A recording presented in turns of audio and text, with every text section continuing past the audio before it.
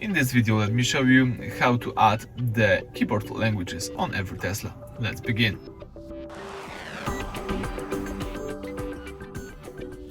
Alright, so here I have with my Tesla Model Y, but it will work exactly the same in every Tesla vehicle.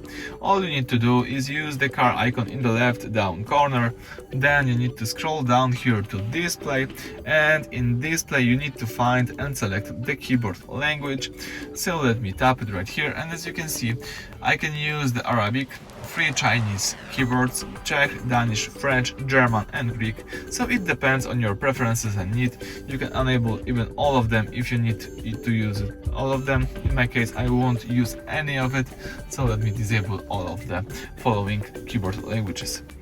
So that's it for this video. Thank you for watching. Please subscribe to our channel and leave thumbs up under the video.